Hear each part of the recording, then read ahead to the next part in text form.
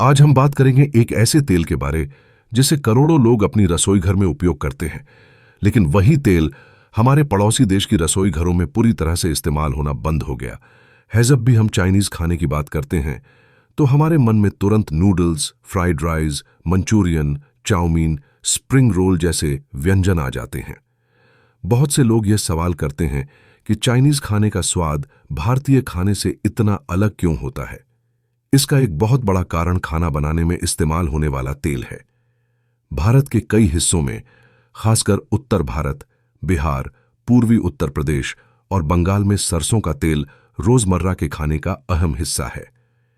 दाल, सब्जी, पराठा, पूड़ी से लेकर अचार तक में सरसों का तेल इस्तेमाल किया जाता है। लेकिन जब बात चाइनीज खाने की आती है तो वहां सरसों के तेल का इस्तेमाल लगभग नहीं के बराबर होता है। इसके पीछे स्वाद, परंपरा, तकनीक और संस्कृति से जुड़े कई कारण हैं।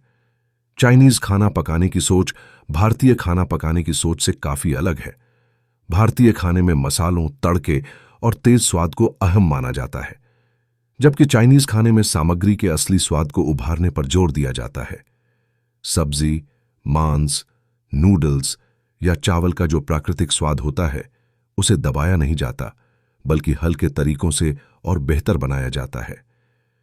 सरसों के तेल की खुशबू और स्वाद बहुत तेज और तीखा होता है। जैसे ही सरसों का तेल गर्म होता है, उसकी गंध पूरे किचन में फैल जाती है और वह खाने पर हावी हो जाती है। यह बात भारतीय खाने में पसंद की जाती है, लेकिन चाइनीज खाने में यही चीज नुकसान बन जाती है। चीन में परंपरागत रूप से ऐसे तेलों का इस्तेमाल किया जाता है जिनका स्वाद हल्का और न्यूट्रल हो। सोयाबीन का तेल, मूंगफली का तेल और कभी-कभी राइस ब्रान ऑयल वहां आम है। ये तेल गर्म होने के बाद भी खाने के स्वाद में दखल नहीं देते।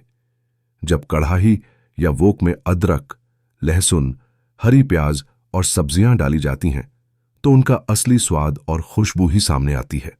सरसों का तेल इस संतुलन को बिगाड़ देता है, क्योंकि उसकी तीखी पहचान हर सामग्री से ज्यादा मजबूत होती है। चाइनीज खाने में सॉस का बहुत बड़ा रोल होता है। Soya sauce, oyster sauce, chilli sauce, vinegar, hoisin sauce जैसे तत्व स्वाद को एक खास दिशा देते हैं। इन सॉस में नमकीन, हल्का मीठा और हल्का खट्टा स्वाद संतुलन में होता है। सरसों के तेल का कड़वापन और तेजपन इन सॉस के साथ मेल नहीं खाता। नतीजा यह होता है कि पूरा स्वाद बिगड़ सकता है। इसके विपरीत मूंगफली या सोयाबीन का तेल इन सॉस के साथ मिलकर एक मुलायम और संतुलित स्वाद देता है। एक और अहम कारण है चाइनीज खाना पकाने की तकनीक। चाइनीज कुकिंग में वोक का इस्तेमाल बहुत आम है। वोक को बहुत ज्यादा तापमान पर गर्म करके तेज आंच में खाना बनाया जाता है, जिसे स्टर फ्राई कहा जाता है। इस प्रक्रिया में तेल का स्मोक पॉइंट बहुत मायने रखता है। मूंगफली और सोयाबीन के तेल का स्मोक पॉइंट काफी ऊंचा होता है, इसलिए ये तेल तेज आंच पर जलते नहीं हैं।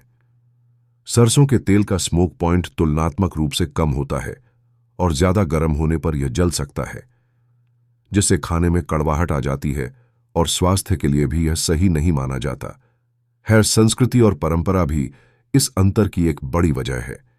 जैसे भारत में सरसों की खेती और उसके तेल का इस्तेमाल सदियों से होता आया है, वैसे ही चीन में उनकी अपनी फसलें और तेल रहे हैं।